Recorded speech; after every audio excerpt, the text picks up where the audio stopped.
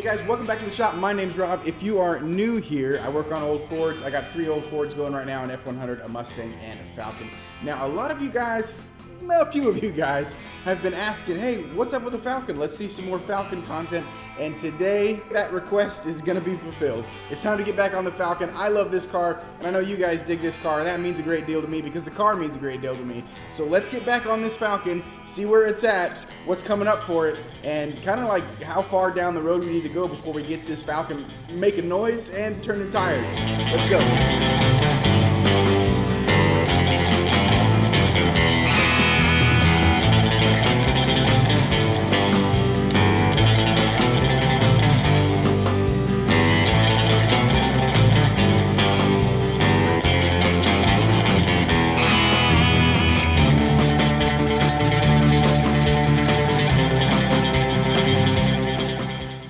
Okay, first thing first, this thing has been sitting in this shop just getting covered with Bondo and sanding dust for months. So we're going to give it the old wipe down here. So just some backstory on this car. If you're not familiar with this car and you're just tuning in for the first time, maybe you just found my channel, which is an entire possibility because my channel is very small and still relatively new. Anyhow, this car, this 1963 factory Falcon Sprint, belonged to my grandpa. He bought it new in the summer of 1963 while on a family vacation. They were towing a small Airstream trailer with, at the time, they had a 1960 Falcon with like the 140 or whatever, the 160, whatever. I don't know too much about the early Ford 6s, but it had the smaller 6 in it. I think it's a 140. Anyways, they were towing it up through the mountains in Redding, California, and would you believe it or not, it overheated, and it popped a head gasket, or popped the head gasket, I should say. They took it to the Ford dealership there in Redding. When they did that, to have it worked on, head gasket done, etc., my grandpa saw this car on the showroom floor. Now, my grandpa wasn't a man of a lot of means, but he was very careful with the money he did have, and he saw this car, and he was like, you know what? I really want that car, and he went ahead and got his 60 fixed up, traded it in on this, the 63 Falcon Sprint. 63 is the first year of the Sprint, and if you're not familiar with the Sprint, it's basically the first kind of sport offering of the Falcon. Came with a 260 and a 3-speed. This particular car, I believe, I'd have to look at the numbers, but it was a column shift car. So this car originally had 3 on the tree. I think. It could have been on the floor, but from what it looks like, the column in there has provisions for a column shift. Anyways, 260, 3-speed, sport offering. The 260, I think, made 170 or 200 horsepower or something like that. It wasn't a whole lot, but Ford was kind of just getting into the performance market with these mid-sized sedans. It's funny, these were a mid-sized car back in the day, but I mean now, this car's tiny. It might as well be like a little Ford Fiesta or something. They don't weigh much, and they're not very big. But okay, now we got the dirt off it. Anyways, that's my whole story on where this car came from. Okay, now if you've been on the channel for a while, you know that my last video with the Falcon was the front core support for the radiator. So I got the bottom part all fixed up. I still haven't done a top mount. I think today we'll spend some time maybe figuring that out. And also what I want to do is I want to get the front sheet metal on this car. I bought new body clips and fender bolts for this car. Actually, I bought them for the Mustang, but we're going to use them on this car because they're all the same. So I'm going to pull this fender back off, and then I've got the mud guards I got to put back on. I have to trim this side mud guard for there, and I don't know if I have the other one on. I have to take the fender off and take a look. But anyways, that's the plan today. Let's start. First, let's figure out a front mount for the radiator. So here's our old bracket, and the way that this worked is I had this, and I've still got the holes all lined up in the core support for it. This went in here, and that went in there. Locating piece, it would just live kind of right in the middle there. But of course, since everything's moved back now, none of that lines up. I think what I'm gonna do, just for the sake of keeping this simple, like I'm not mad at this, I don't mind that shape. I'm gonna take that bend out of it and remove those rib nuts and then bend it again further back where it might work better.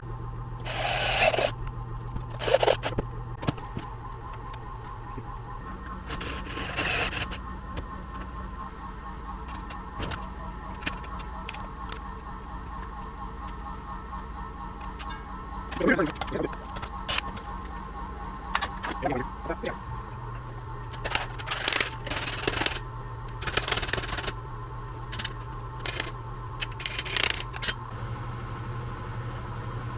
what we need to do is figure out how far from the back here to our posts. Looks like right at 2 inches.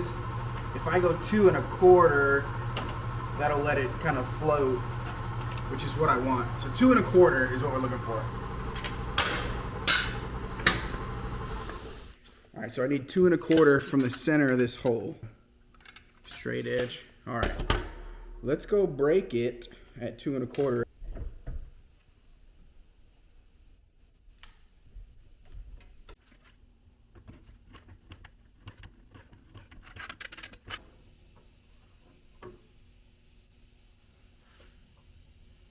Yep.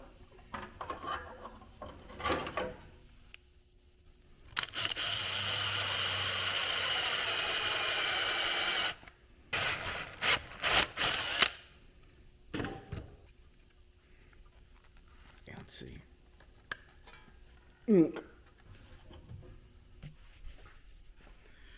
Okay, now we've got the radiator mounted. Let me show you some close-ups. And since it's the Falcon and everything on the Falcon gets overdone and takes way more time, I'll show you what I got to do next. Okay, so one thing I'm not too nuts on is how far out this lip sticks. Lipstick. It sticks way out there, so I may trim that back to kind of like even, or maybe I'll break it over. That might even be a better option, is to just break it over. Actually, I think I will do that. And then, okay, so when I was talking about overdone, here's my little, my overdone isms that I do on the Falcon. That little bushing I made, I had made enough of them to mount the shroud, and some of them went missing somewhere along the line. So I got to make 1, 2, and then, of course, for these 1024s on the outside, it's all got to match or else it's going to bug me. So I need to do that. Next up, it looks like I'm going to have to clearance the core support here. Let's see if I can get it off. Way it is. Well, it comes out. I mean, I don't know, maybe I don't have to cut that up, but it'll make it a whole lot easier to get off. I'll probably cut it. Okay, so we've got the radiator mounting solution figured out. Now, if you've watched this channel for a while, you know how much this car means to me. The reason this car means so much to me is because it was my grandpa's. There's a whole story. But because it means so much to me, the details I cannot overlook. The Mustang, that car, I can put together and just drive. I like the car. It doesn't have sentimental value to me. This car does. And because it does, that's why it eats up all my time. Let me show you what I'm talking about. I mentioned making these bushings here, right? Look what I'm talking about. So I cut each one of them, and then I marked them with my initials. And stuff like that is the reason this car takes so much time, because I can't overlook that. I got millions of those ideas in my head floating around all the time that I want to do on this car and even on the Mustang, but it's always a compromise of time versus like, am I ever going to get this thing done? So that's also why it's really easy for me to get burnout on this car, because I pour like so much of my mental and my heart into building that car. It's a lot sometimes. This car's a lot for me.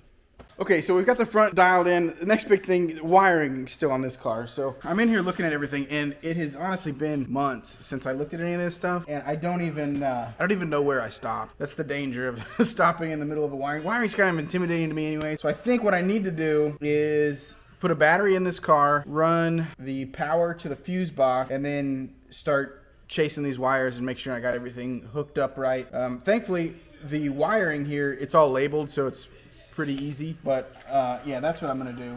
I'm gonna put a battery in this car. I should have one laying around here with some juice in it, and then we'll start chasing these wires down. But man, this is I kind of got like halfway into the wiring job here, and I was like, needed a break from it, and that was like 8 months ago.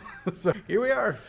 Okay, so I had to kind of unloom everything. I missed the wire originally when I put everything through. The main power wire that runs through the starter and back to the battery.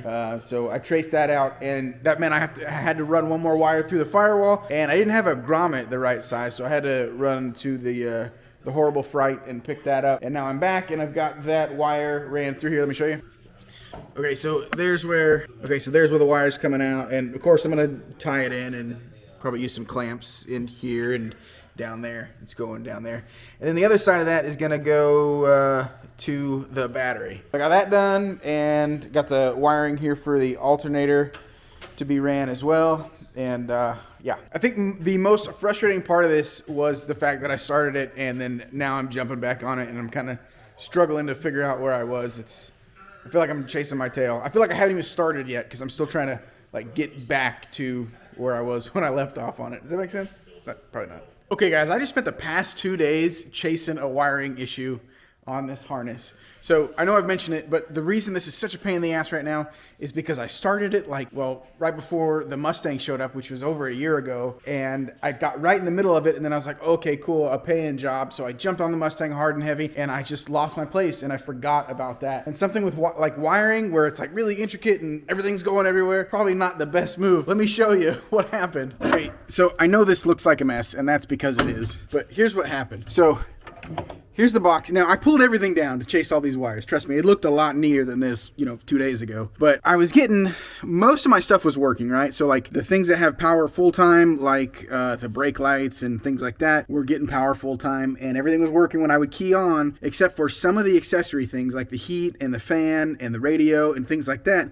were not powering up. So I had to get back here, and the schematic that this thing comes with, it's not really a schematic. They dumb it down so where they basically say, hey, hook this wire to here, that wire to there, but there's no like actual schematic, which is what I needed. So long story short, one of the wires that's on this bus right here is powered off the accessory ignition, or the accessory switch on the ignition. Well, I took it down and I started shooting the wires and everything, and I couldn't find the problem until I figured out that this wire right here, this is the back of the ignition switch, is actually the accessory wire. Now, this one, I don't know, I'll have to figure out what it does, but I got the accessory wire hooked up wrong on the back end. So I'm gonna hook that back up, and that should alleviate all my issues. Now, normally I like wiring. I don't mind it. I like making it look nice and organized, and I think it's like kind of like one of the finishing touches. Like if a car has nice wiring, it's pretty squared away. I think it's like one of the things that people like overlook a lot of attention to detail with. They have like a super clean, dressed out undercarriage or something, but like under the dash is like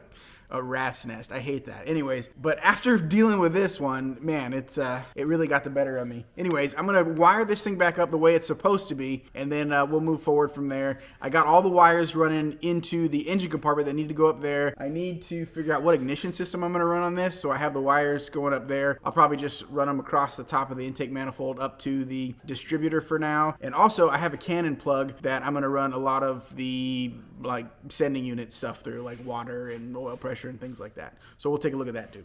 Okay, it's a new day, but we're getting somewhere. Check this out. See if you can hear this. Can you hear that? Anyways, as soon as I hit the key, I'm getting the fuel relay in the back to pop. So that's good. So the fuel relay is working. I need to wire in. I have a fuel cutoff switch for the fuel system. It's out of like a mid-90s Ford, I believe. But I can show it to you if I can find it. It's over here somewhere. But like when the car gets impacted or rolls over or something, there's a little ball and a spring inside of a little magnetic switch. And when that it gets impacted, it shuts the flow of power to the relay or whatever. So I'm going to put that in line. And then I also have this weird thing going on. I hit the key. Here, let me turn you around. As soon as I turn the key on, what? That's my high beam indicator. And, oh, my headlights work. Sweet. Unexpected bonus. Do they both work? Yes. High and low beams seem to be working. Okay, I don't have this side wired up yet. That's why it's not working. But look. It's doing car stuff. All right, so that's working. But I got to figure out why that's happening. That's strange. The high beam doesn't seem to have any effect on it. So I'll have to pull the dash down and start shooting the wires on it. I'll do that next. All right, so here's the wiring on the back of the panel. It's pretty clean. I took my time on it and I did it as well as I could, but I think there is some buffoonery because it has a dedicated, let's see, that says left. Oh, okay. Yeah, I've got some stuff to figure out here. It has some wiring. Yeah, I don't know. But I need to chase these wires down. So here's right here in the middle. Let's see, can you see it right there? That is the high beam indicator that seems to be getting some voltage full time. So I got to get in there and see why it's doing that. But everything's labeled. Like all the wires are all labeled where they all should go. So it shouldn't be too hard for me to figure this out. Okay, I got it figured out. Now it works with the switch. Only when the key's on. Oh, actually, the high beams will work with the keys off, right? Because that switch is powered full time. But before it was, as soon as I would key off, it would come on and do all kinds of weird stuff. But now it works right. And what I had done is I had swapped the wires on the LED. I didn't know that LEDs were like directional, but now I do. So I guess you gotta have your LEDs wired correctly. Okay, so I'm down to one of the trickiest part of wiring for me, and it's the turn signal switch. I don't know why. There's only 7 wires, but it always seems to kicks my butt. So what I've done is I've gone and got a pinout of the original wiring harness for a 63. It's available online, and I took some notes down of what goes where, and I've got all the wires pulled out of the bottom of the column here, and I'm gonna start matching them up to the harness I have in the car, and then I'm gonna see if everything works, kind of like run through all the switches, make sure the brakes work, because it's a weird thing. It's got the brake light switch running through the turn signal indicator. I'm not quite sure why. Electrical's not my strong point, but I can follow directions, so I'm gonna run all these wires together and see if I can get it figured out. Incredible place. Now, as much as I'm enjoying what I'm doing, of course, where I am doing overshadowed. Okay, I'm getting somewhere, and this feels great. Now, it may not look like it, but we are getting somewhere. Let me show you under the dash. Okay, so the wiring harness came with like that big, thick, like GM plug that comes here for the column wiring. I redid it to like 2 Deutsch connectors because I had them and I like using them. So that's done. And then let me show you up under here. Let's see. Can you see that? I've got those are LED lights for courtesy lights. So like I don't have a dome light in this car. I mean, the wire's up there. I'm not 100% sure where it is in here, and I just don't want to cut it and be wrong. So when I open the door, those are the lights that I'm gonna get, not a dome light. But anyways, the car came with like a underdash light, but they were just like 2 not 1157s, the single filament version of that. But now they're gonna be LED. So that's done. And the next thing I gotta do is, this car originally came with one of the hydraulic style brake switches, and I'm changing it over to this little micro switch here. You're familiar with these, I'm sure. What you're probably not familiar with is this block that it's sitting in. This is a block of Delrin that I machined a pocket in, and then I ran some, can you see that? Some dowels in there. That's just brass, it's brass. I was gonna say bronze, but I'm pretty sure it's brass rods holding this switch in. And let me show you under the dash where it's gonna go. All right, so we're under the dash here, and this is the underside of the brake. So here's the brake pedal, and where this sucker is gonna go is right up here. See, it's got this little roller on it, and I'm gonna put that roller just on top of that piece right there. Let me see if I can get my hand in a way where I'm not blocking the camera. Anyways, it's gonna sit right in there, and then when you come off the brake, can you hear it? That's the way it is. So I've got the bolt hole pattern transferred here, and I'm gonna use this piece of tape to move it over and transfer it on the bracket, drill the holes. Okay guys, check this out. So there is the block of Delrin with the notch in it and the micro switch. And listen, you can hear it. So let's see if you can see what we're working with back there. So back in there is the little micro switch. You can see it's got that little roller on it. So this comes up, it just contacts it. See if I can get a better view. Okay, yeah, there it is. Let's see. So as this comes up, boom, it just hits the switch. So it's naturally or normally closed. No, normally open switch. And then when you come off it, it closes, completes the circuit. The switch is cool because you could wire it either way, normally open or normally closed. Anyways, that's how I converted the Falcon, which is normally a pressure switch, to an electric switch. Okay, we're getting somewhere. Check it out. Oh. Got that bad dog hooked up. Now I've got courtesy lights. Plenty bright LEDs. Man, that's cool. We're getting somewhere. Let me show you what I did underneath the dash to organize everything there. So there's my lights. All the wires are ran around. That's the fresh air vent hole. So everything is ran back there. It's all tucked up, and it goes way back there over to the box. I got a couple tag ends on some zip ties I gotta cut. But check it out. One thing I did, let me show you. I hate when everything that needs to be grounded is just like screwed into sheet metal everywhere. So I put a grounding bus there, and I've got some things grounded to it. I've got the lights grounded to it, these lights here, and also I put in this. It's not getting power at the moment, but I put in this right here, which is it's a voltmeter. I have one here, but it's a little digital one. But really, what's cool is I can now plug my phone in. So bring us kind of into the 21st century there a little bit. So we're getting there. We're making moves. I'm going to finish tidying up these wires, and then I'm going to clean this crap, and the inside of the car is going to be wired. It's done.